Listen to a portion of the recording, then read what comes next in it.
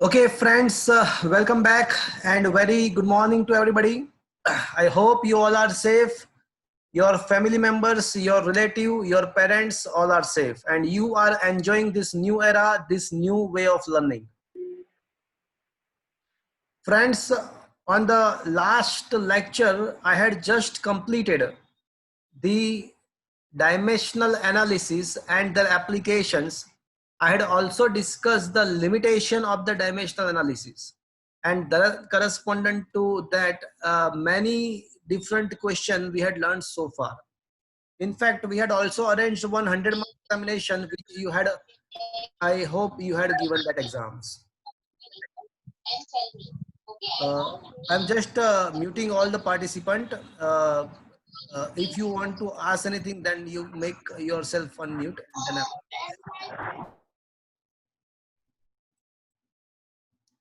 So friends, आपने 100 marks का examination दिया होगा. कुछ बच्चे बोल रहे कि एक आध क्वेश्चन में कुछ सॉल्यूशन मिस्टेक है, तो वो मैं देख के आपको रीचेक करके वापस से भेज दूंगा पेपर. बट अभी जो आज का जो टास्क है वो टोटली नया टास्क है. Dimensional formula and dimensional analysis का रिगार्डिंग जो भी डिस्कशन था वो हमने खत्म किया. आज पूरा नया टॉपिक हम डिस्कस करने वाले हैं. वैसे कोई मुझे बताएगा what is the name of this chapter? Units and measurement. हाँ, यूनिट्स एंड मेजरमेंट. तो फ्रेंड्स, यूनिट की बात हमने की, अलग अलग फिजिकल क्वांटिटी के यूनिट के बारे में हमने डिस्कस किया. उसके बेस पे डायमेंशनल फॉर्मूला कैसे बनाना होता है वो भी हमने डिस्कस किया. उसके एप्लीकेशंस भी हमने डिस्कस किए. मतलब यूनिट के बारे में हमने सब कुछ डिस्कस किया. अब जो चैप्टर का जो बाकी का जो पोर्शन है वो मेजरमेंट है.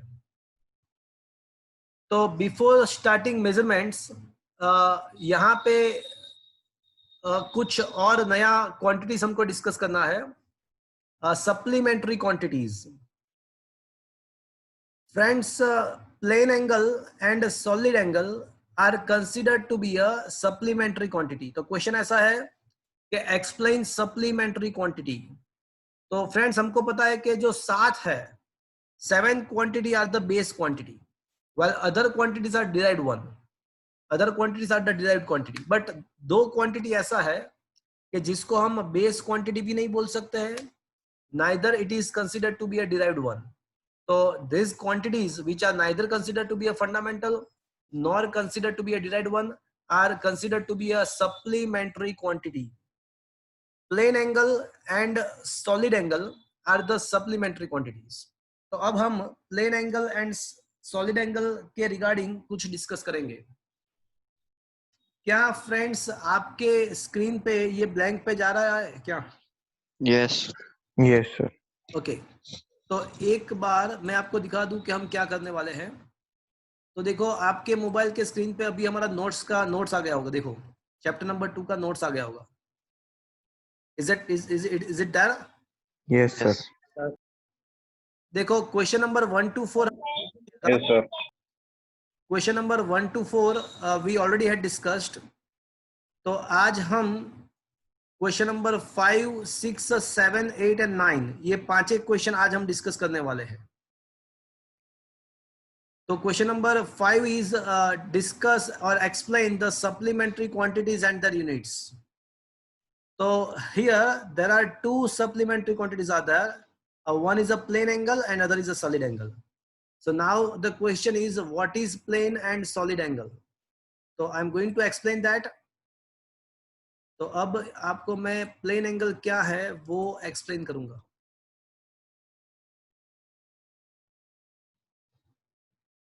कोई सर्कल है,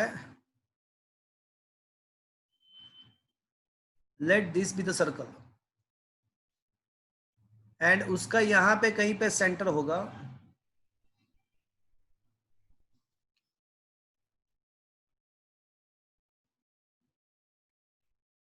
तो आप एक काम करो, कोई आर्क अज्यूम कर लो.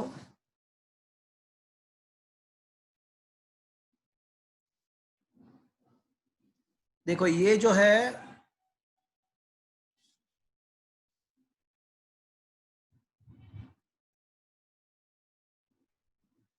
तो ये जो आर्क है वो यहाँ पे कुछ एंगल सबटेंड कर रही है. So that angle subtended by that arc at the center of the circle, so that is considered to be a plane angle.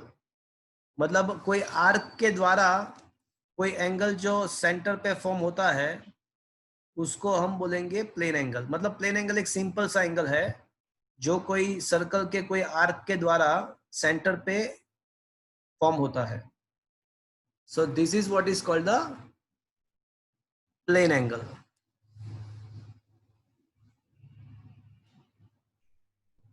So plane angle is nothing but it is the angle formed by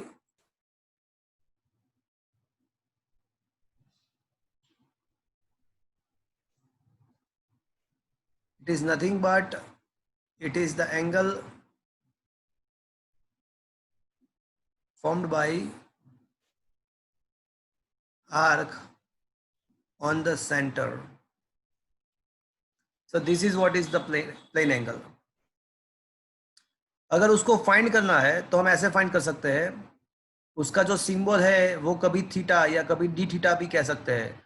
उसका symbol कभी कभी theta लेते हैं, कभी कभी D theta भी ले सकते हैं. मैं यहाँ पे उसका सिंबल थीटा लूंगा. तो प्लेन एंगल को फाइंड करने का इक्वेशन क्या है? तो उसका इक्वेशन है length of the arc upon radius. So arc upon radius, वो जैसे हमने वो डायमेंशनल एनालिसिस में अलग अलग क्वांटिटी के जो टेबल था डायमेंशनल फॉर्मूला का, उसमें ये डेफिनेशन वैसे था. तो अगर आपको प्लेन एंगल फाइंड करना है तो आपको क्या करना होगा कि आर्क अपॉन रेडियस करना होगा. But always remember, if you apply this equation arc upon radius, then answer of the plane angle comes out always in the form of radian. उसका जो यूनिट होगा वो रेडियन ही होगा. तो it is in the form of radian always. So you should remember this thing कि यहाँ पे जो arc upon radius अगर आप करते हो तो उसका जो यूनिट है वो रेडियन में आएगा. वाइस वर्सा, आपको अगर ये इक्वेशन अप्लाई करना है angle is equal to arc upon radius, तो angle must be taken in the radian. अगर आपको ये इक्वेशन अप्लाई करना है तो भी एंगल रेडियन में ही होना चाहिए. तो प्लेन एंगल क्या है और कैसे मिलेगा वो मैंने आपको समझाया. आपको डिग्री एंड रेडियन के बीच में रिलेशन पता होगा. तो अगर पता नहीं है तो मैं बता दूं कि 180 degree is equals to pi radian होता है. तो इसका मतलब ऐसा भी हुआ कि 360 डिग्री अगर हम करते हैं so that will be equals to 2 pi radian. So 180 degree equals to pi radian, 360 degree मतलब 2 पाई रेडियन होगा. तो फ्रेंड्स प्लेन एंगल क्या है वो हमने डिस्कस किया. मैं ऐसा कह सकता हूं कि प्लेन एंगल जो है वो 2 डायमेंशनल थिंग है. It is a 2D. Arc के द्वारा सेंटर पे जो एंगल फॉर्म होता है that is called a plane angle. चलो कोई मुझे बताएगा 1 रेडियन मुझे डिफाइन करना है, एंगल 1 रेडियन डिफाइन करना है तो कैसे हो पाएगा? मुझे ये एंगल 1 रेडियन डिफाइन करना है तो वो कैसे पॉसिबल है? अगर हम जो आर्क का जो लेंथ है वो एग्जैक्ट रेडियस जितना ही ले ले तो फिर ये एंगल कितना हो जाएगा फ्रेंड्स? सोचो तो. 1 रेडियन. हाँ, अगर आर्क एंड रेडियस दोनों का लेंथ सेम ही हो जाएगा तो तब at that situation whatever the angle we found that will be equals to 1 radian. तो मुझे 1 रेडियन का डिफिनेशन बनाना है तो मैं ऐसे बना सकता हूं कि angle subtended by the arc having length equals to the radius on its center is defined as a 1 radian. देखो फ्रेंड्स, आपके स्कूल के एग्जाम में या बोर्ड के एग्जाम में वेरी शॉर्ट क्वेश्चंस पूछते हैं. तो जनरली ये वेरी शॉर्ट क्वेश्चन में क्या पूछते हैं? तो जनरली डेफिनेशन होते हैं, डायमेंशनल फॉर्मूला होते हैं, यूनिट होता है, कभी कभी प्रिंसिपल पूछते हैं। तो वन लाइनर जो क्वेश्चन होता है उसमें ये सारे क्वेश्चन पूछने की प्रोबेबिलिटी ज्यादा होती है। Definitions, unit, dimensional formula, principles, so ऐसे क्वेश्चन बहुत बार पूछते हैं।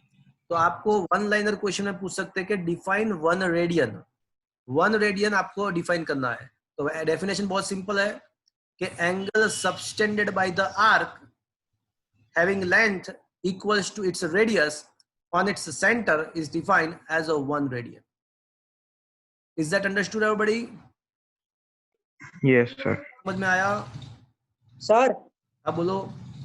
सर आप एक बार डेफिनेशन वापस रिपीट करेंगे? हाँ, डेफिनेशन बनाने के लिए आपको आर्क का लेंथ कितना लेना पड़ेगा वन रेडियन लाने के लिए? आप ये सोचो पहले। रेडियस जितना इक्वल होना चाहिए। हाँ, तो फिर उसको बना दो, फिर इसको वर्ड में बोल दो कि angle subtended by the arc having length equals to the radius on its center is defined as a one radian. That's it. Is that clear? Yes sir. Okay. तो फ्रेंड्स, ये प्लेन एंगल जो है उसके बारे में मैंने आपको बताया। डिस्कस करने वाले हैं सॉलिड एंगल। तो प्लेन एंगल जो है वो टू डायमेंशनल थिंग है, बट जो सॉलिड एंगल है वो थ्री डायमेंशनल चीज है। तो सॉलिड एंगल क्या होता है? अच्छा, कोई वाटरमेलन परचेज करने के लिए बाजार में गया है कोई?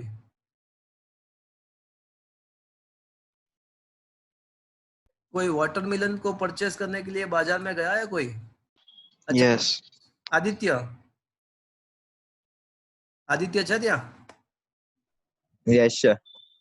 ગયો છે માર્કેટમાં हाँ. Yes, sir.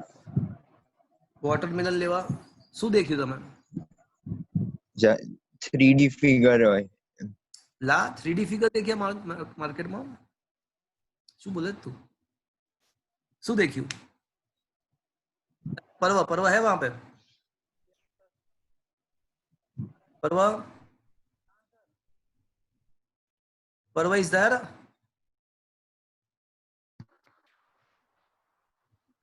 हाँ, परवा। Yes, So have you gone to market any time? yes sir. क्या देखा आपने? वाटरमेलन स्पेरिकल शेप का होता है और उसके ऊपर एक कटेड पीस होता है, वो मतलब हाँ, उसको quadrant सोचना के है। shape में। Exactly, that is what is I want to hear. अगर आप कभी जाते हो वाटरमेलन को लेने के लिए, तो वहां पे जो ऊपर एक, जो सबसे ऊपर एक वाटरमेलन होता है, उसको उसका एक पीस काट के वहां पे रखा होता है। वो कभी देखा आपने? वो जो, Yes, sir. हाँ, वो देखो। तो वो जो एंगल है that is called the solid angle.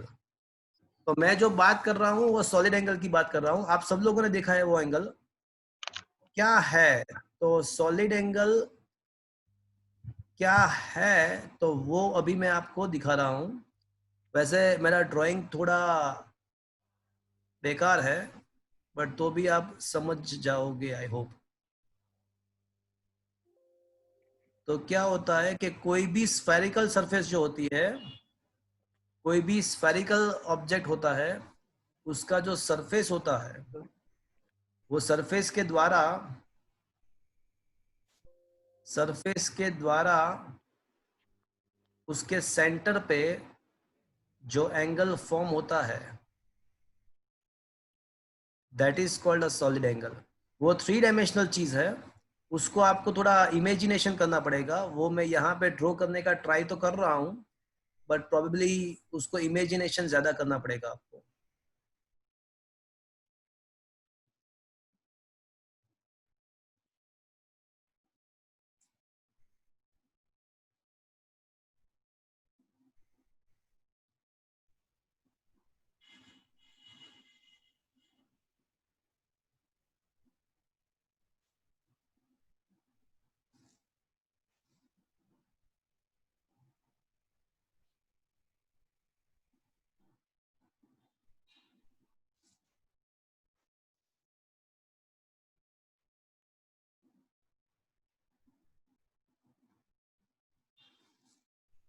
I think you are able to understand what I want to explain.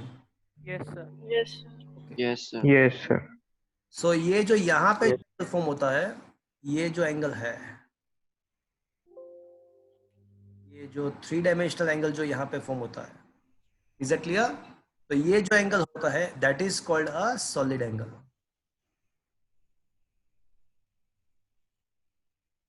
Is it understood? Yes, sir. Yes, sir. Yes, ये जो sir. चीज है वो मतलब 3 डायमेंशनल चीज है. तो अब इसको डिफाइन कैसे करते हैं?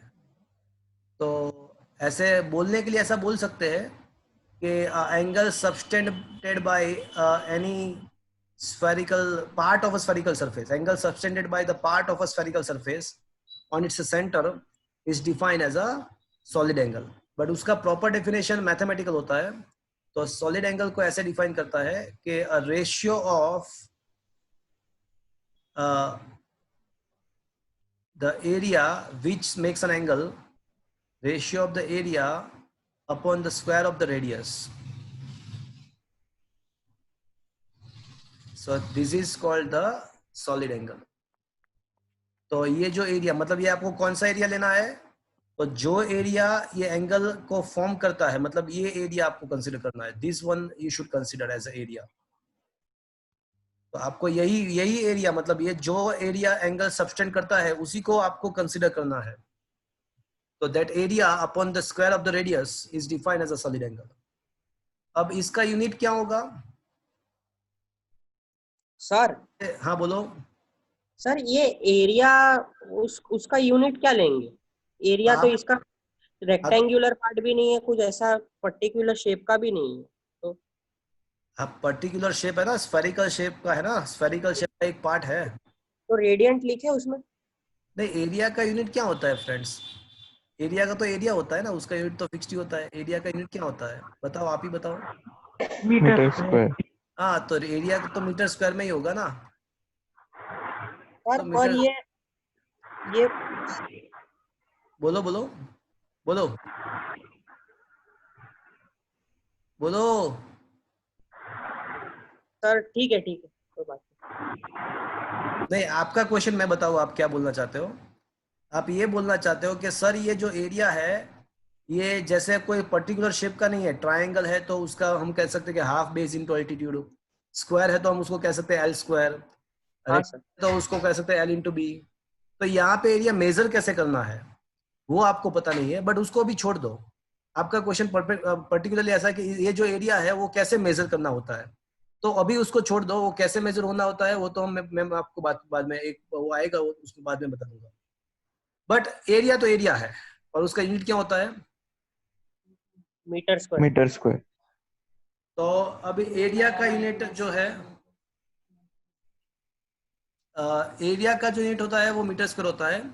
रेडियस का स्क्वायर भी मीटर स्क्वायर ही होगा. तो इसका मतलब ऐसा हुआ कि unit of the solid angle क्या होना चाहिए? तो ऊपर मीटर स्क्वायर, डिनोमिनेटर में भी metre square. Metre square get cancelled out. तो वैसे तो ये यूनिट लेस हो जाएगा, बट आपको पता है कि भले ही वो यूनिट लेस है बट उसको मेजर Radian. स्टी रेडियन में करते हैं. ऐसा स्टी रेडियन. तो प्लेन एंगल जो होता है उसका यूनिट रेडियन होता है. सॉलिड एंगल का यूनिट जो होता है वो स्टी रेडियन होता है. स्टी रेडियन.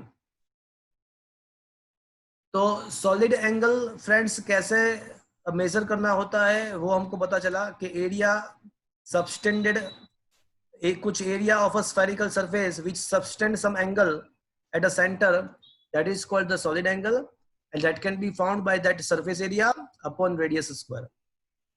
अब मैं इसके plane angle and solid angle के बेस पे मैं कुछ क्वेश्चन आपको अभी यहाँ पे एक्सप्लेन कर रहा हूँ जो अलग अलग कॉम्पिटिटिव एग्जामिनेशन के अंदर ऑलरेडी पूछे हुए हैं.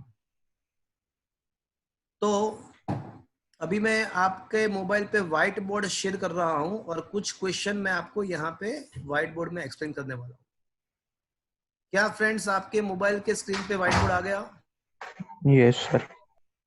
ओके.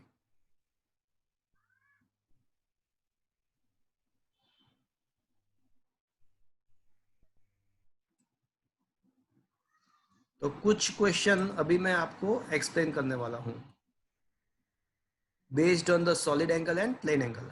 अच्छा फ्रेंड्स, मैं आपको एक बात बता दूं, मैंने आपको सेकंड चैप्टर के नोट्स आपके व्हाट्सएप द्वारा आपके मैंने शेयर किया हुआ है, राइट? Yes sir.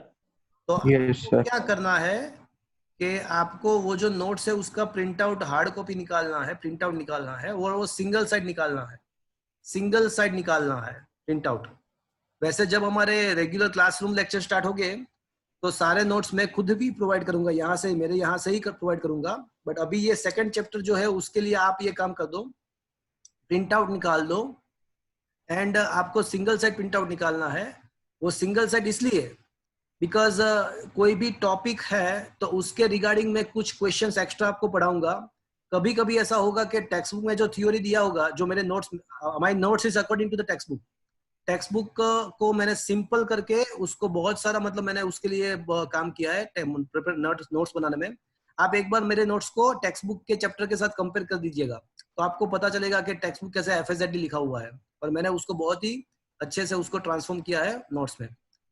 तो भी कुछ थ्योरी जो होती है, न्यूमेरिकल्स होते हैं, वो टेक्स्ट बुक के मेथड से ही मैंने लिखे होते हैं, वो बिकॉज वो लिखना पड़ता है। बट उसको एक्सप्लेन करने के लिए मुझे कुछ एक्स्ट्रा स्टेप्स होने, आपको एक्स्ट्रा स्टेप देने पड़ेंगे, कुछ एक्स्ट्रा मुझे एक्सप्लेन करना पड़ेगा। तो आपने अगर सिंगल साइड प्रिंट आउट किया होगा तो आपको क्या होगा कि वो न्यूमेरिकल के थ्योरी के सामने के साइड आपको ब्लैंक मिलेगा, तो आपको वो ब्लैंक पेज के अंदर आप वो सब चीज लिख सकते हो। इसलिए आपको सिंगल साइड प्रिंट आउट निकालना है। जैसे डायमेंशनल एनालिसिस है तो डायमेंशनल एनालिसिस के first, second and third application, तो सारे एप्लीकेशन के लिए मैंने बहुत सारे एक्स्ट्रा क्वेश्चंस आपको पढ़ाए यहाँ पे। तो आपको क्या करना होता है कि वो जो सारे एक्स्ट्रा क्वेश्चन होते हैं वो सामने के साइड आपको लिखने होते हैं। तो ये वैसे ये सेकंड चैप्टर में आप एक बार प्रिंट आउट निकाल दो, बाकी सब चैप्टर तो मैं ही यहाँ पे प्रोवाइड करने वाला हूँ। तो इसको हार्ड कॉपी निकाल दो। तो अभी क्या कर रहे हैं हम, solid angle and plane angle के रिगार्डिंग कुछ क्वेश्चन मैं आपको एक्सप्लेन कर रहा हूँ। तो आज तो मैं क्या करूंगा कि ये जो क्वेश्चन है वो इसका स्क्रीनशॉट, मैं इसका फोटोग्राफ आपको मोबाइल में सेंड कर दूंगा। बट आपको क्या करना है कि आपको लास्ट एग्जाम में, बोर्ड के या आपके स्कूल के फाइनल एग्जाम में, आपके पास मेरा नोट्स होगा और नोट्स के अंदर सब कुछ आना चाहिए। मतलब आपको ये जो भी चीज मैं आपको फोटोग्राफ भेजता हूँ वो आपको सामने के साइड, वो थ्योरी के सामने के साइड जो ब्लैंक पेज है वहां पे आपको प्रिंट मतलब वहां पे लिख देना है। तो so that at the time of examination you can easily prepare the top, मतलब आप पूरा टॉपिक आप इजीली प्रिपेयर भी कर सकते हो और उसका सामने के साइड देख के उसके बेस पे कैसे क्वेश्चन पूछते हैं वो भी आपको पता चल जाएगा। तो यहाँ पे अभी क्वेश्चन ऐसा है,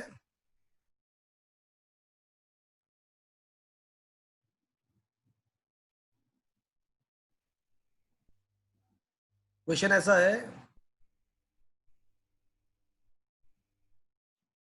arc of a circle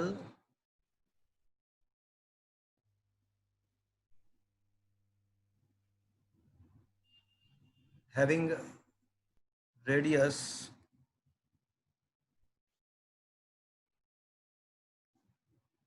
6 meter form angle 30 degree on its center.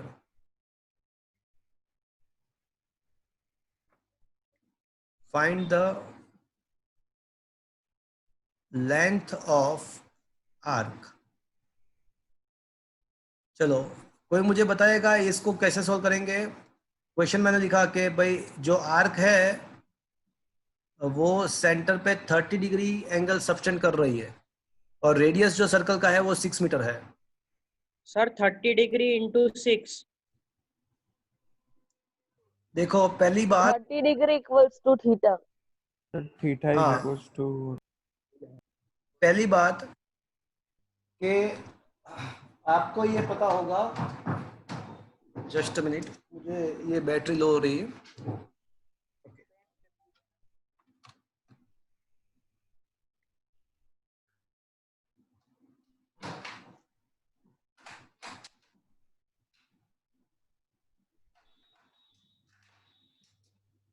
Okay, तो पहली बात, प्लेन एंगल का डेफिनेशन क्या है फ्रेंड्स, बताओ प्लेन एंगल क्या लिखता हो, प्लेन एंगल का क्या होता है उसका definition. Arc upon radius. Very good. जो प्लेन एंगल होता है that is equals to arc upon radius. But मैंने पहले ही आपको बता दिया कि ये जो डेफिनेशन है उसमें एंगल कैसा होना चाहिए, रेडियन में होना चाहिए। तो यहाँ पे मुझे प्लेन एंगल दिया हुआ है, एंगल तो दिया हुआ है 30 degree, but that is in the degree, वो नहीं चलेगा।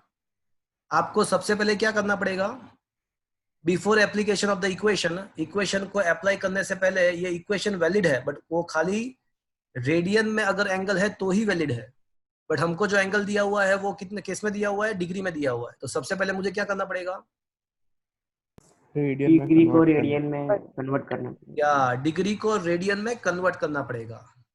तो कैसे करेंगे, तो रिलेशन आपको पता है कि अगर हमारे पास 180 डिग्री होता तो उसका जो रेडियन में कन्वर्जेशन होता वो पाई रेडियन होता। तो 180 डिग्री के लिए पाई रेडियन है, तो अभी तो हमारा जो एंगल है वो कितना है, 30 degree how much? तो 30 degree how much, so that angle will be equals to 30 into pi by 180। Pi by 6 होगा। हाँ, तो अभी पता चला कि ये जो एंगल 30 डिग्री था that will be converted into pi by 6 radian ना। चलो अब दैट इज ओके, अब हम इक्वेशन अप्लाई कर सकते हैं।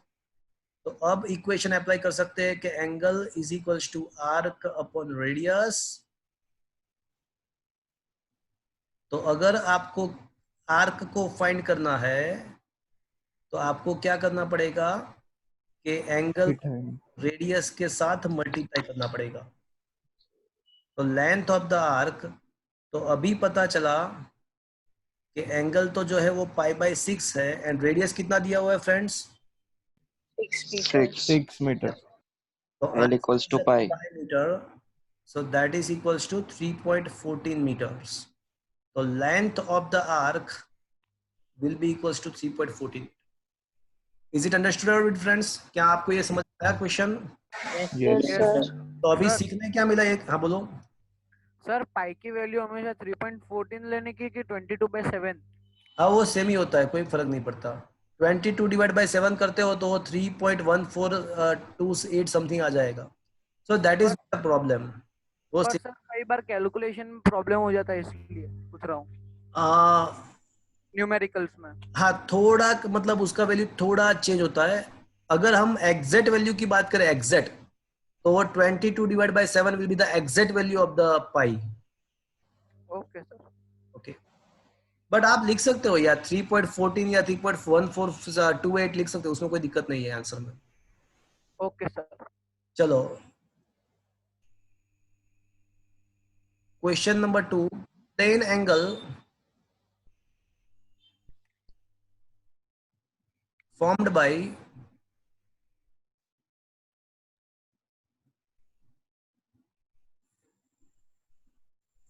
semicircular arc is, चलो कोई बताएगा मुझे what should be the answer? 90 degree। 90 degree कौन बोला? सर मैं मतलब कौन? मानव। मानव, थोड़ा थोड़ा और सोचो। सेमी सर्कुलर आर्क है तो वो कितना एंगल, हाँ अगर सेमी सर्कुलर आर्क है तो सोचो वो कितना एंगल फॉर्म करेगा।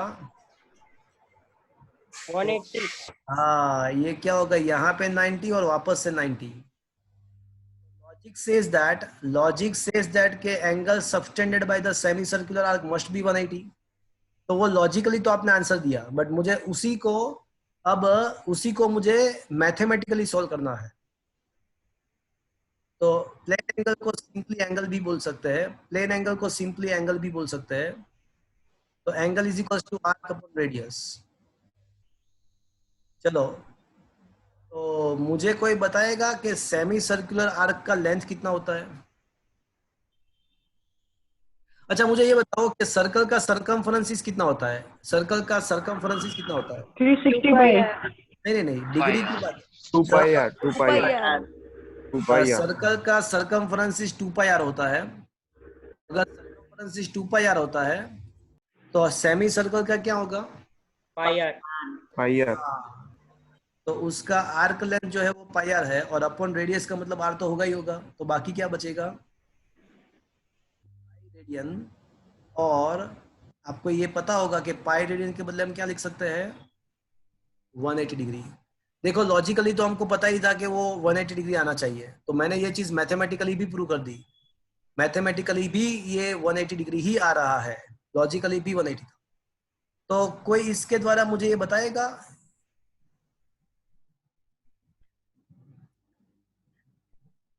चलो ये बताएगा मुझे what is the maximum possible plane angle.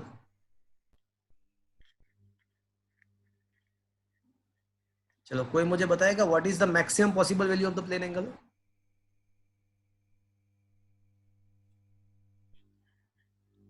Sir हाँ बोलो। 360 डिग्री। या the maximum possible value of the plane angle is 360 degree, or you can also write is a 2 pi radian. So maximum possible plane angle is equals to 2 pi radian. क्या ये चीज आपको समझ में आया friends?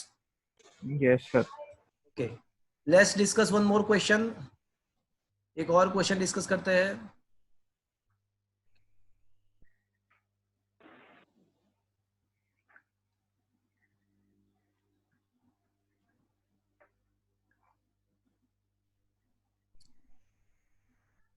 A sphere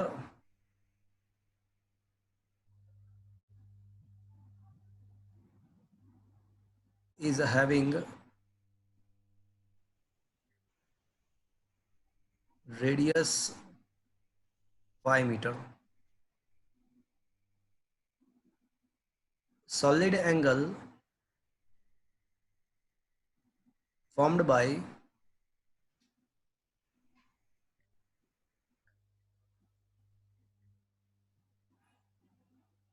surface of sphere having area 25 meter square is blank. A sphere is having a radius 5 meter, solid angle formed by a surface of a sphere having area 25 meter square is, चलो solid angle find करना है। Sir 5 radian. क्या आएगा? 5 radian. 1 radian. क्या आएगा? 5 नहीं आएगा, 1 आएगा। 1 आएगा। देखो सॉलिड एंगल क्या होता है Kaustav? Area upon radius. radius square. हाँ, एरिया अपॉन रेडियस का स्क्वायर करना पड़ेगा ना आपको। हाँ सर सॉरी। तो ये जो सिंबल ओमेगा जो है वो सॉलिड एंगल का सिंबल है। प्लेन एंगल का जो सिंबल है वो थीटा होता है, सॉलिड एंगल का सिंबल ओमेगा होता है। यहाँ पे एरिया दिया हुआ है 25 एंड रेडियस 5 का स्क्वायर क्या होगा? 25. 25। तो इसका मतलब ऐसा हुआ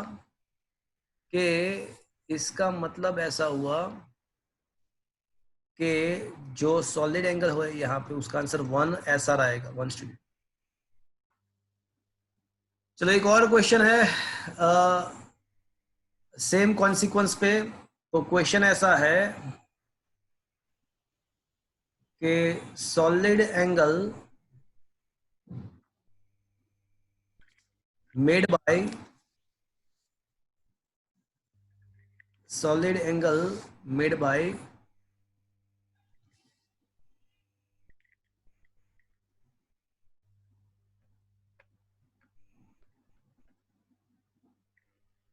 hemispherical or semispherical surface।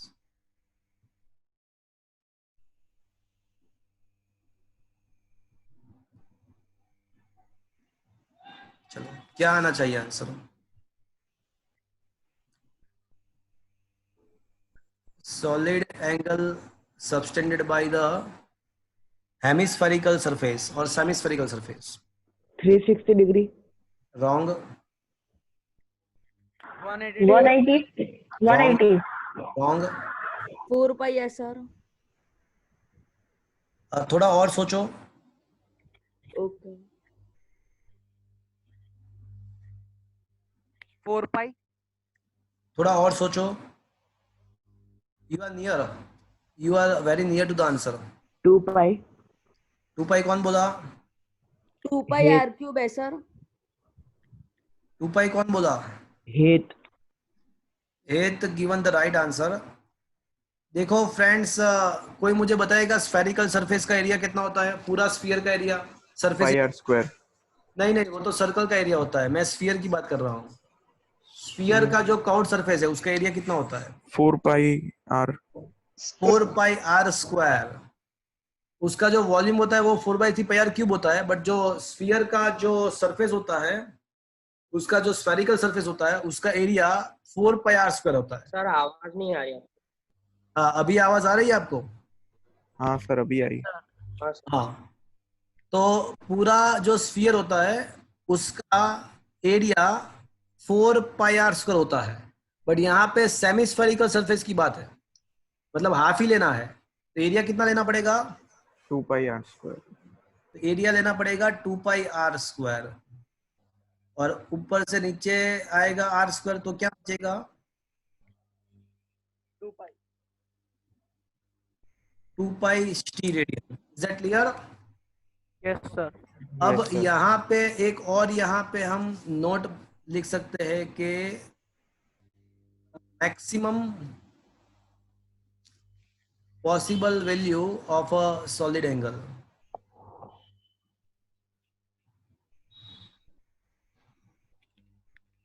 Maximum possible value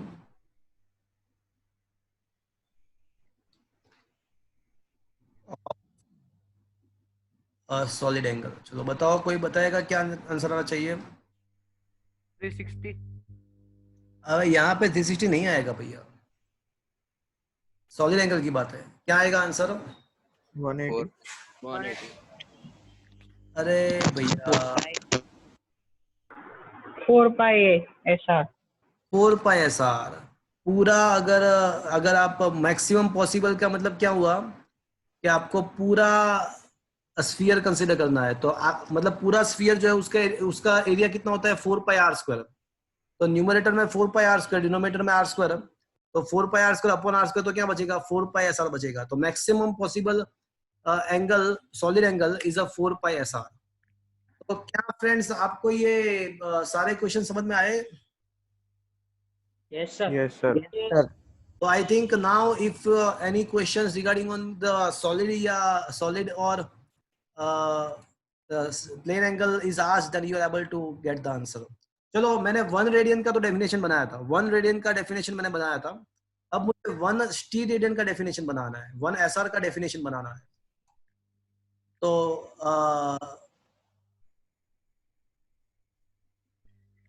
SR का डेफिनेशन मुझे बनाना है। तो वैसे आपको पता है कि सॉलिड एंगल का डेफिनेशन क्या है? Area upon radius. तो अगर मैं एरिया 1 मीटर स्क्वायर ले लूं और रेडियस भी 1 मीटर ले लूं, तो जो है उसका डेफिनेशन है area upon radius, radius square. अगर मैं एरिया को 1 मीटर कंसीडर करता हूं, 1 metre square, radius equal to अगर रेडियस को भी मैं 1 मीटर का दूं, तो आंसर क्या आएगा? 1 रेडियन। तो आप डेफिनेशन बनाओ। Angle subtended on 1 meter. Solid angle subtended by the 1 meter square surface of a sphere having radius 1 meter is defined as a 1 SR. I repeat, solid angle made by 1 meter square surface of a sphere having radius 1 meter on its center is defined as a 1 SR. तो क्या ये definition आपको समझ में आया 1 SR का, 1 student का? Yes, sir. तो फ्रेंड्स, आपके एग्जाम के अंदर SQ 1 लाइनर क्वेश्चन पूछते हैं, तो उसमें definition, principle, laws, units, dimensional formula आने का प्रोबेबिलिटी बहुत ज्यादा है। तो यहाँ पे plane angle and solid angle का यूनिट 1 रेडियन एंड 1 स्टी रेडियन का डेफिनेशन हमने यहाँ पे बनाया। तो ये टॉपिक यहाँ पे खत्म हो रहा है।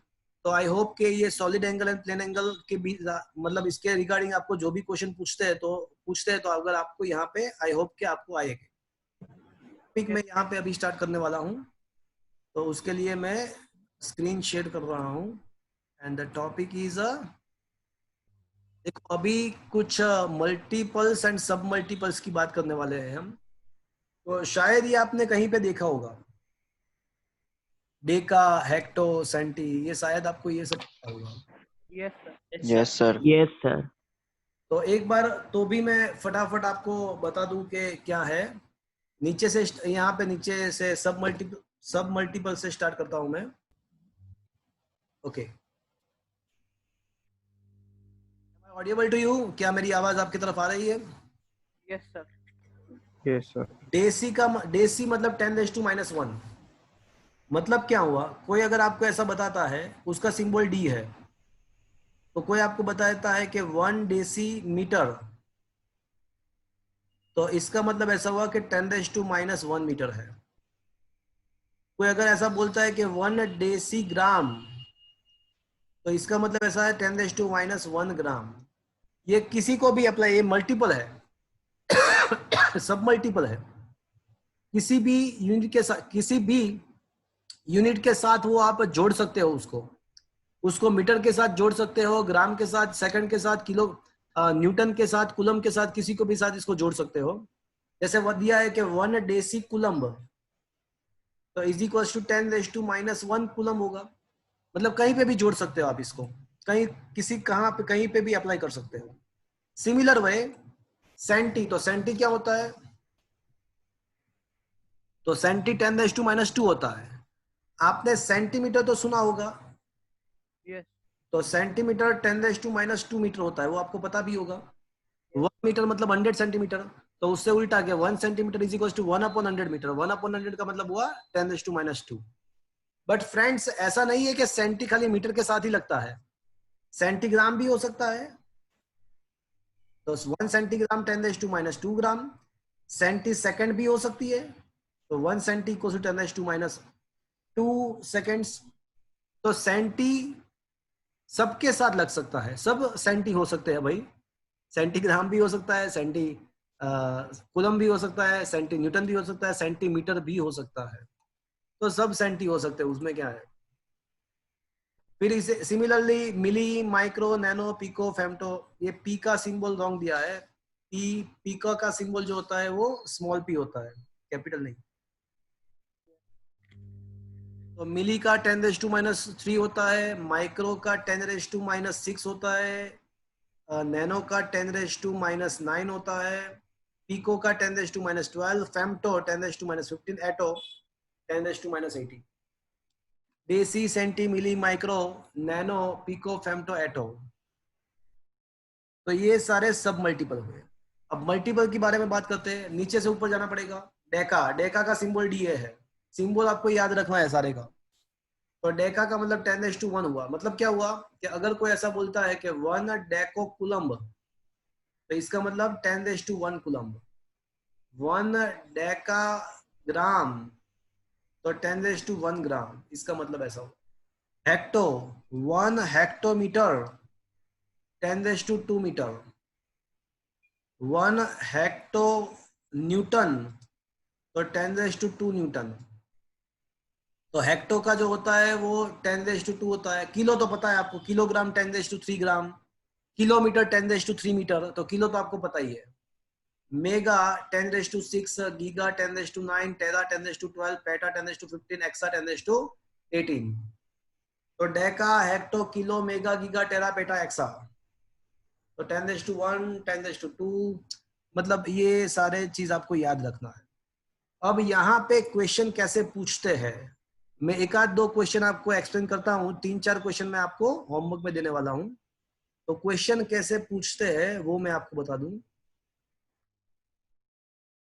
ओके, क्या आपके मोबाइल के स्क्रीन पे व्हाइट बोर्ड आ गया friends? Yes sir. Okay, yes sir.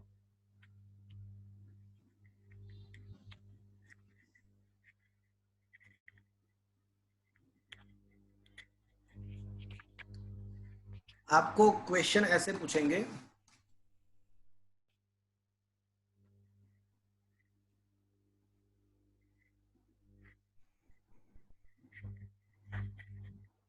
One AM upon 1 equals to how much? ये एम का मतलब हुआ एटोमीटर एंड पीएम का मतलब हुआ पिकोमीटर। तो कैसे सॉल्व करना है इसको? तो आपको ऐसे सॉल्व करना है, 1 एटोमीटर, तो 1 एटोमीटर का मतलब होता है 10⁻⁻18 मीटर होता है। Picometre, picometre 10⁻⁻12 metre. तो अब इसका निकालना है, अब इसका आपको जस्ट रेशियो निकालना है। तो 10⁻⁻18 10⁻⁻, क्या बोल रहे हो आप? 6, 6, 10, तो 10⁻⁻6 6. Yes, mine. Is that clear friends? Yes, sir. आपको ऐसा भी पूछ सकते हैं कि 1 decagram is equals to how much gigagram. तो कैसे करना है? तो वही वापस से सेम मेथड क्या करेंगे हम? तो सबसे पहले 1 डेकाग्राम तो इज इक्वल्स टू 10⁻1 ग्राम। डेका का 10⁻1 होता है। गीगा का क्या होता है? 10⁻9. 10⁻9 ग्राम। अब क्या करेंगे? we'll take the ratio of that। तो अगर रेशियो निकालेंगे तो ग्राम ग्राम कैंसल, 10⁻8. 10⁻8 बचेगा। सही बात है। ये 9 पावर ऊपर जाएगा तो -9 होगा, तो 10⁻2। अब ये गीगाग्राम को राइट साइड, गीगाग्राम को राइट साइड भेज, तो 1 decagram is equals to 10⁸8 into 1 gigogram, so gigagram। So finally इसका आंसर 10⁻8 आएगा। Is that clear? तो 10⁻⁻8 आएगा। हाँ -8 आएगा, सही बात है। Okay, is that clear? Yes sir. Yes, sir. ऐसा भी पूछ सकते हैं क्वेश्चन में कि 100 nanocoulomb is equals to how much exacoulomb. ऐसा भी पूछ सकते हैं। Sir, 1000. 1000 nanocoulomb is equals to how much exacoulomb. तो इसको कैसे सॉल्व करेंगे? तो सेम मेथड, सबसे पहले करेंगे 1 नैनोकूलम्ब कितना होता है? तो 10⁻⁻9. एक्साकूलम्ब का क्या होता है? 10⁻18. अब आप करोगे 1 नैनोकूलम्ब अपॉन 1 एक्सोकूलम्ब, तो 10⁻⁻9 अपॉन 10⁻18, 10⁻⁻27. तो 10⁻⁻27 होगा। तो 1 नैनोकूलम्ब 10⁻⁻27 एक्सोकूलम्ब।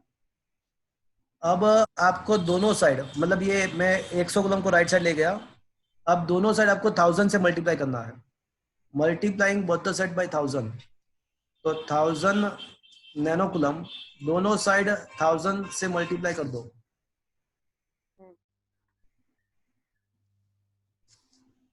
तो 1000 नैनोकूलम्ब, तो यहाँ पे अगर 1000 से मल्टीप्लाई करते हो तो क्या रहेगा?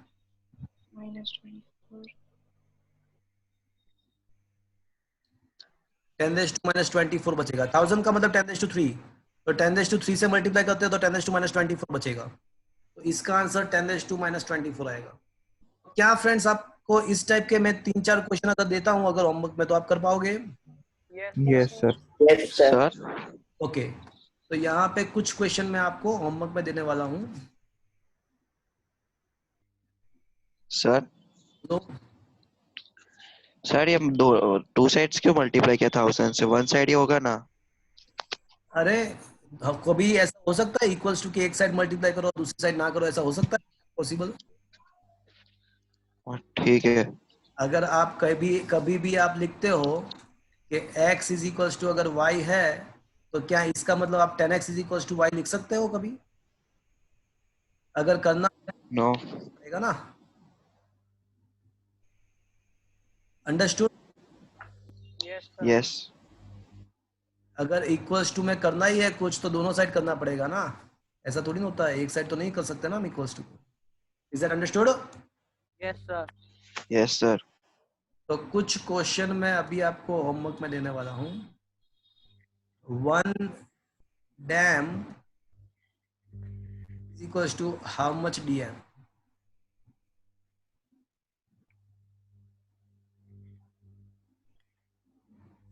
Raised to 5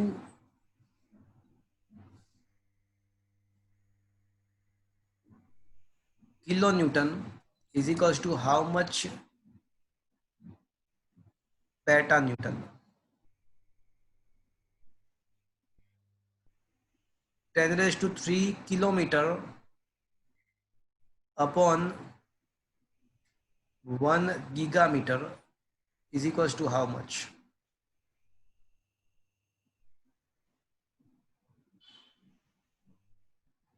Five centimeter is equals to how much micrometer?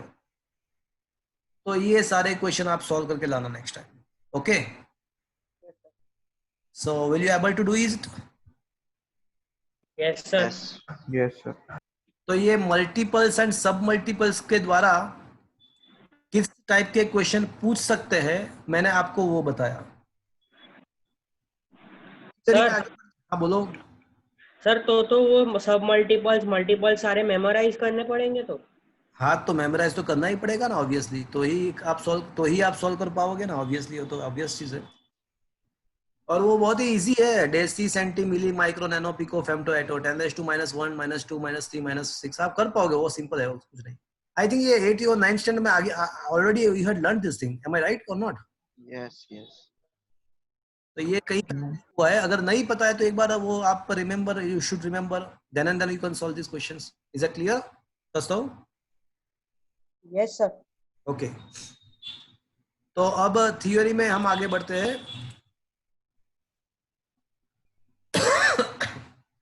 देखो अभी हमारा जो चैप्टर का जो सेकंड पार्ट, रिमेनिंग पार्ट है, वो स्टार्ट हुआ। The name of the chapter is units and measurements. तो यूनिट के बारे में हमने बहुत सारा डिस्कशन किया, तो अब जो पार्ट बाकी बचा है वो मेजरमेंट है। तो the topic name is a measurement. तो अब हम मेजरमेंट स्टार्ट करेंगे। Friends 7 quantities are the base quantity, 7 base quantity है, बट उसमें से भी 3 बहुत ही ज्यादा बेस है। तो कोई मुझे बताएगा which are the 3 quantity are the most base quantity? Mass, length, and time. Mass time. Yeah, mass, length and time. So now we are going to one by one we are going to discuss the measurement of a mass, length and time.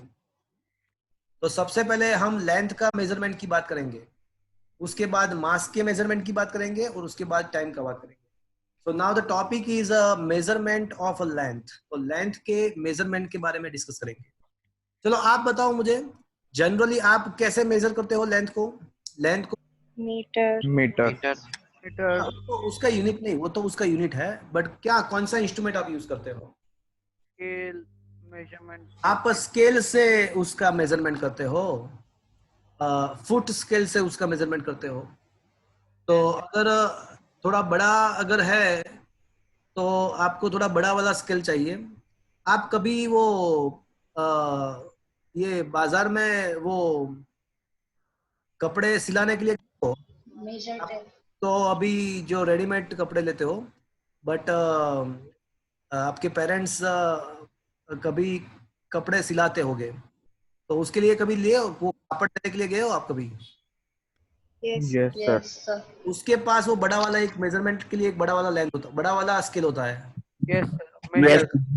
तो that is वो 1 metre major करता है, उसको metre scale बोलते हैं, वो 1 metre का होता है। तो फ्रेंड्स लेंथ का मेजरमेंट करने के लिए हम लोग भले ही फुट स्केल का यूज करते हैं, बट प्रैक्टिकल लाइफ में जो चीज बेची जा रही है तो उसको मीटर स्केल से मेजर करते हैं।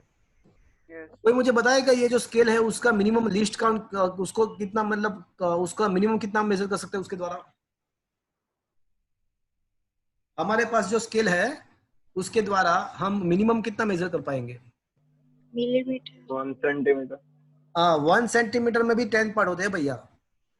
1 0.1 हाँ, तो 1 सेंटीमीटर के 10th पार्ट मतलब 0.1 सेंटीमीटर मतलब 1 मिलीमीटर।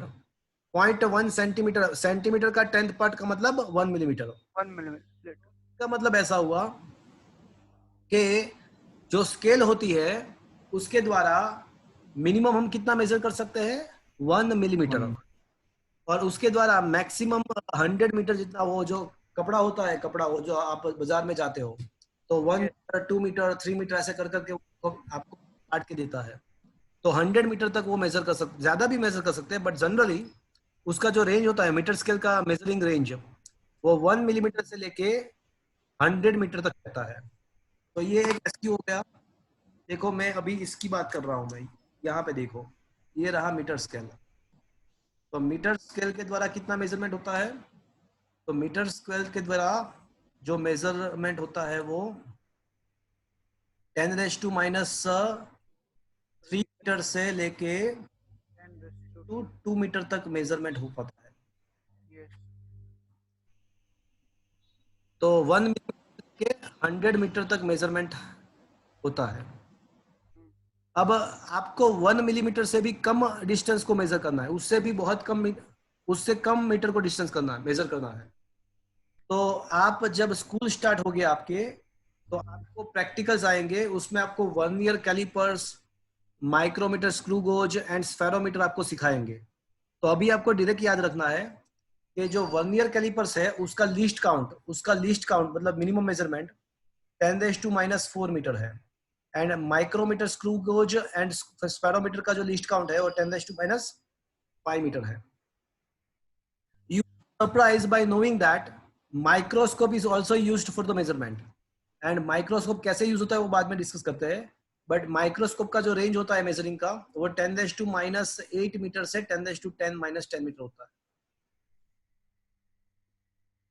तो ये जो सारे, अगर हम इंस्ट्रूमेंट के द्वारा, कोई इंस्ट्रूमेंट के द्वारा मेजरमेंट करते हैं तो उसको डायरेक्ट मेथड बोलते हैं, बट देखो यहाँ पे सपोज कि यहाँ पे कोई ऑब्जेक्ट है और उसको, यहाँ पे कोई ऑब्जेक्ट है और उसको मुझे यहाँ से दूर से, बहुत दूर से उसको मेजरमेंट करना है। आपने रडार का नाम सुना है, रडार का? Yes sir. कोई मुझे बताएगा उसमें क्या होता है? सर वो रेज वो थ्रो करता तो है। रडार में क्या होता है कि एक रेज को वहां से ट्रांसमिट करना होता है और वो ऑब्जेक्ट के साथ रिफ्लेक्ट होने के बाद वापस आता है। तो रडार का टेक्नोलॉजी में क्या होता है कि वो जो रेज ट्रांसमिट करने के बाद वो कितने टाइम के बाद वापस होता है, वो कितने टाइम के बाद वापस आता है, उसके द्वारा उसका डिस्टेंस ऑटोमेटिकली मेजर हो सकता है। अज्यूम करते हैं कि ये डिस्टेंस x है, तो जाने का x और वापस आने का x, मतलब टोटल डिस्टेंस कितना ट्रैवल होगा? x + x 2x। अब आपको ये पता होगा कि हम जो वेव ट्रांसमिट करते हैं वो इलेक्ट्रोमैग्नेटिक वेव्स होते हैं, उसका जो स्पीड होता है वो पहले से ही पता होता है, उसका होता है, पता है आपको? No sir. इलेक्ट्रोमैग्नेटिक वेव्स के जो स्पीड होता है वो 3, आपको शायद पता हो, 3 लाख किलोमीटर पर सेकेंड, मतलब 3 × 10⁸ मीटर पर सेकेंड होता है। आपको ये पता होगा कि स्पीड इज इक्वल्स टू क्या होता है? Distance by time. तो अगर आपको डिस्टेंस मेजर करना है तो आप क्या करोगे? Speed into time. Speed time करोगे। अब डिस्टेंस तो हमको पता है कि कितना ट्रैवल करना है उसको, वो जो रे जो रे ट्रांसमिट किया था उसको कितना डिस्टेंस ट्रांसमिट, वो कितना डिस्टेंस ट्रैवल करना है? 2x। उसका स्पीड तो हमको पता है कि 3 × 10⁸ है। अब हम ये एक्सपेरिमेंट करेंगे, तो उसको यहाँ से जाने के लिए हम यहाँ पे स्विच ऑन करेंगे और उसके बाद वो वापस कब आएगा उसका टाइम हम मेजर कर लेंगे। तो अगर हमको ऐसा पता चला कि सपोज कि ऐसा पता चला कि भाई वो जाने के बाद 5 सेकंड में वापस आ रहा है, वो 5 सेकंड में वापस आ रहा है, तो टाइम इंटरवल इज 5 सेकंड। तो ये इक्वेशन में, फॉर्मूला में टाइम का वैल्यू, जो एक्सपेरिमेंटल वैल्यू है वो वहां पे रख दो, तो आपको क्या मिल जाएगा? x मिल जाएगा। Yes sir. मतलब आप क्या कर सकते हो, वहां पे बैठे बैठे वो ऑब्जेक्ट कितने डिस्टेंस पे है वो आप यहाँ पे फाइंड कर सकते हो। सो that is the principle of radar. Radar ऐसे काम करता है। तो ये जो मेथड है वहां पे हमने कोई कोई पर्टिकुलर कोई इंस्ट्रूमेंट यूज नहीं किया, जैसे मीटर्स के लिए ऐसा कुछ कोई इंस्ट्रूमेंट यूज नहीं किया, रे का यूज किया, एक मेथड यूज किया, तो इसको इनडायरेक्ट मेथड बोलते हैं। इको मेथड भी बोल सकते हैं इसको।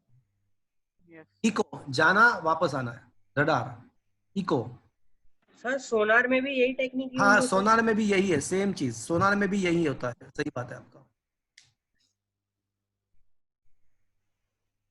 तो फ्रेंड्स, जो कोई इंस्ट्रूमेंट अगर यूज करते हैं तो उसको डायरेक्ट मेथड बोलते हैं, और कोई ऐसे कोई अलग टेक्नोलॉजी से हम उसका मेजरमेंट करते हैं तो उसको इनडायरेक्ट मेथड बोलते हैं।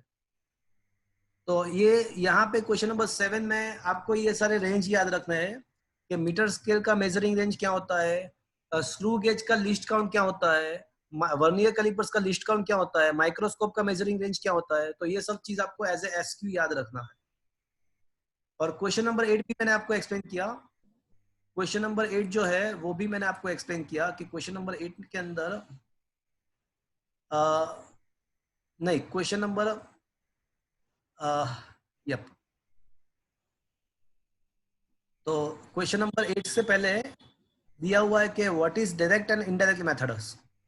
तो वो डायरेक्ट मेथड का मतलब कोई इंस्ट्रूमेंट के द्वारा अगर मेजरमेंट करते हैं वो तो वो डायरेक्ट मेथड हुआ, और कोई टेक्नोलॉजी के द्वारा अगर मेजरमेंट करते हैं तो उसको इनडायरेक्ट मेथड बोलते हैं, वो आपको पता है। Yes. अब हम डिस्कस करेंगे measurement of the large distance, मतलब जो कम डिस्टेंस थे, मिलीमीटर, 10⁻⁴, 10⁻⁵, तो वो आप metre scale, vernier callipers, screw gauge के द्वारा मेजर कर सकते हो। बट बहुत बड़े डिस्टेंस है, जैसे distance from the earth to the any planet, तो वो तो हम ये रडार से भी मेजर नहीं कर सकते हैं। रडार कहाँ पे काम आएगा? 1-8 किलोमीटर, 2 किलोमीटर, 5 किलोमीटर, 15 किलोमीटर, उसमें रडार काम आएगा। बट बहुत ही बड़े डिस्टेंस है, distance from one planet to other planet, distance from the earth to any other, distance from earth to any other planet, तो वहां पे रडार भी काम नहीं आएगा। तो वहां पे कुछ पर्टिकुलर मेथड्स है, तो वो अभी हम डिस्कस करने वाले हैं। Parallax method is the most used, most famous method to measure the distance from the earth to the any planet. Earth से कोई प्लैनेट का डिस्टेंस मेजर करने का जो बहुत ही अच्छा मेथड है वो पैरेलैक्स मेथड होता है। तो सबसे पहले पैरेलैक्स का मीनिंग क्या है वो समझ लेते हैं। किसी ने सुना है ये नाम पैरेलैक्स? कहीं पे पढ़ा हुआ है कहीं? किसी को पता है कुछ इसके बारे में? No sir. ओके, आप एक काम करो, अभी आप एक काम करो, एक पेन को रखो, आपके आंख के सामने पेन रखो, और एक आंख को बंद कर दो। तो एक आंख को बंद कर दो और आपके सामने जो वॉल है या जो मोबाइल है, वो पेन का शेडो कहाँ पे आ रहा है वो देख लो आप। फिर उसके बाद दूसरी आंख बंद करो, तो आपको पेन का लोकेशन चेंज होता फील होगा। देखो, देखा आपने? एक्सपेरिमेंट किया? Yes sir. एक आंख के द्वारा आपको पेन देखो, Yes, और sir. दूसरे आंख Yes, के sir. द्वारा पेन देखो, यस सर, यस सर। तो आपको फील होगा कि पेन का लोकेशन चेंज हो गया है। देखो, क्या ऐसा फील हुआ आपको? Yes, sir. क्या Yes, वाकई सर। नहीं फील हुआ क्या? ये फील हुआ? हुआ सर। हुआ। तो क्या वाकई में हमने पेन का लोकेशन चेंज किया था? No sir. No sir. किया था। फिर भी ऐसा फील हुआ कि उसका लोकेशन चेंज हो रहा है। तो this is called a parallax, इसको पैरेलैक्स बोलते हैं। तो दो अलग अलग आंख के द्वारा अगर कोई ऑब्जेक्ट को हम देखते हैं तो वो ऑब्जेक्ट का लोकेशन ऑटोमेटिकली हमको चेंज होता फील होता है। तो ये जो चीज है उसको पैरेलैक्स बोलते हैं। तो पैरेलैक्स में क्या होता है कि दो अलग अलग, पहले लेफ्ट आई फिर राइट आई से हमने उसका लोकेशन चेक करने का ट्राई किया।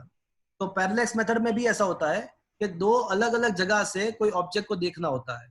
यहाँ पे हमने ऑब्जेक्ट को दो आंख के अलग अलग आंख के द्वारा हमने देखा। तो पैरेलैक्स मेथड में भी ऐसा होता है कि दो अलग अलग लोकेशन से ऑब्जेक्ट को देखना होता है। तो that is why this method is known as a parallax method. Parallax का मीनिंग समझ में आया ना फ्रेंड्स आपको? Yes sir. ओके, अब पैरेलैक्स मेथड, ये क्वेश्चन फ्रीक्वेंटली अलग अलग स्कूल के एग्जाम में फ्रीक्वेंटली पूछते हैं। किसी ने ऐसा बताया कि ये सेशन कब एंड होने वाला है? कोई ने कमेंट किया हुआ है कि सेशन कब एंड होगा। तो पर्व, हमारा जो लेक्चर का टाइमिंग होता है वो 10:30 to 11:45, एक 1 hour and 15 hour. Now and onwards our lectures will be 1 hour 15 minutes. Okay, sir. No problem. 30 to 11:45 this will be the our schedule now and onwards. Okay, थोड़ा Okay, sir. No problem. अभी एक घंटे से sir मैं थोड़ा, हाँ बोलो बोलो बोलो। सर यूट्यूब पे आपके वीडियोस मिलेंगे ना आज? हाँ मिलेंगे डेफिनेटली, ये लेक्चर का मिलेगा?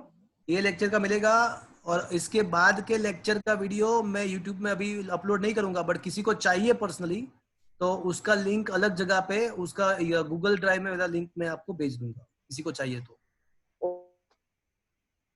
ओके, आज का तो मिल जाएगा। तो फ्रेंड्स अभी मैं डिस्कस करने वाला हूं पैरेलैक्स मेथड। तो ये क्वेश्चन बोर्ड के एग्जाम में, मतलब स्कूल के एग्जाम में फ्रीक्वेंटली पूछते हैं, तो क्या करना है उसमें, बहुत ही सिंपल मेथड है। बट हमारा टारगेट क्या है, पहले टारगेट बना लो। टारगेट क्या है अभी हमारा, बोलो टारगेट क्या है अभी हमारा? To measure the length from the earth to sun. Parallax method है, बट वो उसमें करना क्या है, अर्थ के सरफेस पे, अर्थ के सरफेस से हमको कोई प्लैनेट का मुझे डिस्टेंस फाइंड करना है। तो वो डिस्टेंस फाइंड करने के लिए हम पैरेलैक्स मेथड यूज करते हैं। तो अज्यूम करो कि ये हमारा अर्थ है, ये जो ब्लैक, आप क्या आपके मोबाइल के स्क्रीन पे ये सब दिख रहा है?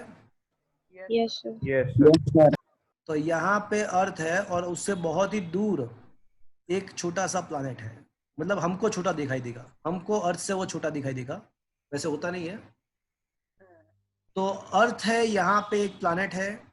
तो पैरेलैक्स मेथड करना होता है कि अर्थ के जो डायमेट्रिकल अपोजिट पॉइंट होते हैं, अर्थ के डायमेट्रिकल अपोजिट पॉइंट होते हैं, तो वहां से ये जो प्लैनेट है उसका आपको ऑब्जर्वेशन करना होता है। तो अर्थ के डायमेट्रिकल अपोजिट पॉइंट से आपको ऑब्जर्वेशन करना होता है प्लैनेट का। अज्यूम करो कि ये जो डायमेट्रिकल अपोजिट पॉइंट है उसको हम बोलेंगे, let here it is a A and here it is a B. A for America and B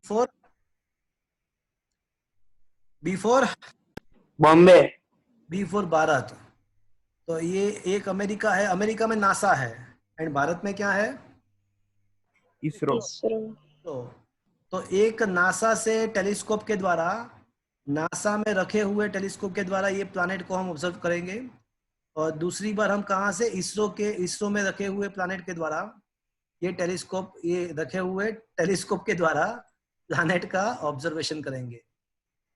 तो एक बार नासा से ऑब्जर्वेशन करेंगे, एक बार इसरो से ऑब्जर्वेशन करेंगे। तो ये जो लाइन मिला मुझे, 2 लाइन मिला, तो उसको लाइन ऑफ ऑब्जर्वेटरी बोलते हैं। तो here we got the 2 lines of observatory, और नासा वाला साइंटिस्ट और इंडिया वाला साइंटिस्ट दोनों एक दूसरे के साथ कम्युनिकेशन करेंगे। तो वो दोनों कम्युनिकेशन करेंगे ना, तो उसके जो टेलीस्कोप होते हैं वो बहुत ही मतलब टेक्नोलॉजी के साथ होते हैं। तो वो टेलीस्कोप कौन से डायरेक्शन में अलाइन किए हुए हैं वो दोनों को पता होते हैं। वो टेलीस्कोप के अंदर ऐसा फैसिलिटी होता है कि उसका डायरेक्शन मिल जाता है।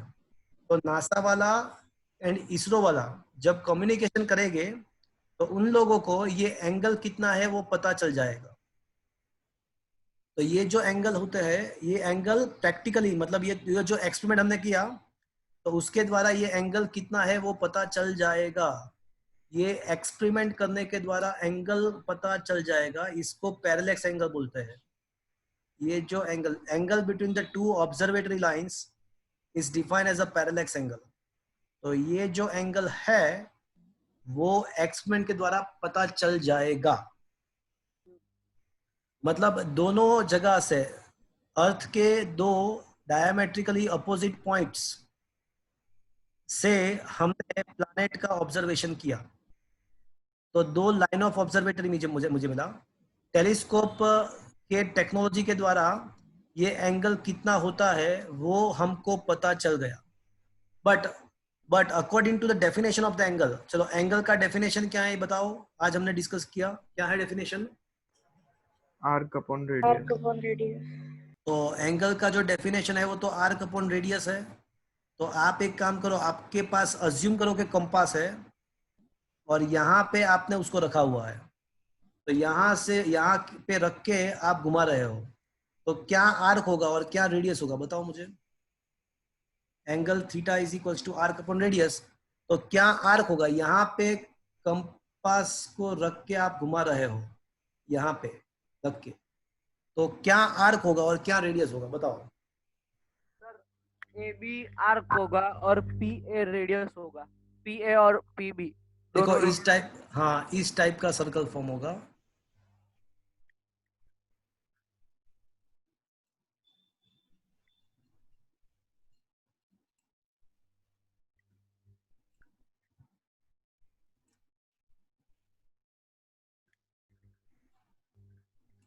आया बात समझ में? Yes sir.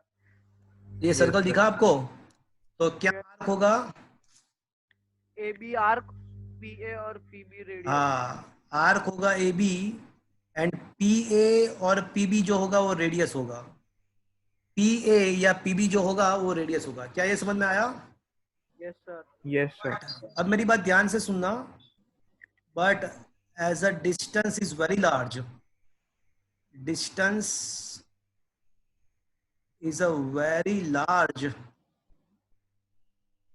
ये जो आर्क ए बी जो होता है वो ऑलमोस्ट सेगमेंट ए बी ही हो जाएगा। ये तो मैंने आपको यहाँ पे आपके स्क्रीन पे बहुत छोटा सा सर्कल दिख रहा है, बट सोचो मैं किसकी बात कर रहा हूँ, मैं अर्थ से प्लैनेट की बात कर रहा हूँ। तो अर्थ से प्लैनेट की बात करता हूँ तो वो डिस्टेंस बहुत ही बड़ा होगा। तो इसका मतलब कि ये जो आर्क है ना वो ऑलमोस्ट फ्लैट हो जाएगा, जो आर्क जो है वो ऑलमोस्ट फ्लैट हो जाएगा। बहुत दूर जाते हो तो वो जो आर्क होती है वो ऑलमोस्ट फ्लैट हो जाती है। तो ये सेंटेंस आपको समझ में आया? आप इसको कंसीडर कर सकते हो, जस्ट सेगमेंट ए बी ही कंसीडर कर सकते हो, बिकॉज डिस्टेंस बहुत ज्यादा होता है। A distance is very large and because of that angle is a very small. Angle is very small. ये एंगल बहुत ही कम होता है। तो इसके वजह से क्या होता है कि ये जो आर्क है वो ऑलमोस्ट आपको इसको फ्लैट ही कंसीडर कर सकते हो। तो फ्रेंड्स यहाँ पे थीटा इज इक्वल टू, आप ऐसा सोच सकते हो कि segment A B upon P A. अब इसको मैं बी कंसीडर करता हूँ, सेगमेंट ए बी को, और इसको कैपिटल डी कंसीडर करता हूँ। तो मैं लिख सकता हूँ theta is equal to B by D. क्या मैं ऐसा लिख सकता हूँ? Yes Yes, sir. Yes. चलो डी को सब्जेक्ट को इक्वेशन बनाते हैं, डी को सब्जेक्ट को इक्वेशन बनाते हैं, तो बी बाई थीटा लिख सकता हूँ क्या मैं? Yes sir. क्या Yes, थीटा sir. हमारे पास है? क्या theta known to us? No sir. No sir. ना है ना, ये पूरा एक्सप्लेन तो किया हमने। हाँ मतलब हमारे पास नहीं है बट साइंटिस्टों के पास तो है ना, इसरो और ये जो यस सर। मतलब Yes, sir, थीटा एक्सपेरिमेंट के द्वारा थीटा पता चल गया है। और Yes, sir. आपको पता है बी पता है आपको? No, sir. Yes, sir. Yes, it is also known. Yes, It is Yes, a sir. diameter of the earth. It is a diameter. तो अर्थ का जो रेडियस है वो शायद आपको पता नहीं है तो मैं बता दूं, 6400 किलोमीटर होता है। और अगर रेडियस का डबल कर देते हो तो वो डायमीटर हो जाएगा। मतलब अब आपको बी भी पता है, थीटा भी पता है। बी का वैल्यू, बी तो अर्थ का डायमीटर वो तो फिक्स्ड ही रहता है, वो तो फिक्स्ड ही रहता है। अब ये थीटा आपको एक्सपेरिमेंट के द्वारा मिल जाएगा। तो बी पता है, थीटा पता है, तो आपको क्या मिल जाएगा? You can find the D. Distance, yes. क्या है मुझे बता दो। अब फिगर को देख के मुझे बताओ डी क्या है? Radius. अरे डी वैसे रेडियस है बट हमारे लिए वो क्या है? डिस्टेंस है। Distance, distance. कहाँ से कहाँ तक का? Earth Planet. से planet तक. हाँ तो वही तो हमको मेजर करना था, वही तो मेजर करना था। So now you understood how we are able to measure the distance from the Earth's surface to the planet by the parallax method. Yes Yes, sir. तो हमारा यहाँ पे वही तो टारगेट था कि हमको यहाँ से अर्थ के सरफेस से प्लानेट का डिस्टेंस ही तो मेजर करना था। तो ये मेथड के द्वारा पहले हम एंगल फाइंड करेंगे और एंगल मिल जाएगा तो ये इक्वेशन के द्वारा हमको बैठे बैठे अर्थ पे बैठे बैठे प्लानेट का डिस्टेंस हमको मिल पाएगा। सो that is what is the parallax method. तो क्या फ्रेंड्स ये मेथड समझ में आया आपको? Yes, sir. Yes, sir. तो ये क्वेश्चन फ्रीक्वेंटली पूछते हैं 2 टाइम्स, ये क्वेश्चन फ्रीक्वेंटली आपके एग्जाम में पूछते हैं। अब होमवर्क जो है आपका वो क्वेश्चन नंबर 5 एंड 9 जो है आपको रिवाइज करना है, एंड क्वेश्चन नंबर 6, 7, 8 आपको वंस करना है। तो ये आपका होमवर्क है। अब हम वापस कब मिलेंगे? ट्यूसडे को। ट्यूसडे। ट्यूसडे को मिलेंगे। मैं आज का लेक्चर, एक मिनट, मैं आज का लेक्चर यहाँ पे अभी खत्म कर रहा हूँ।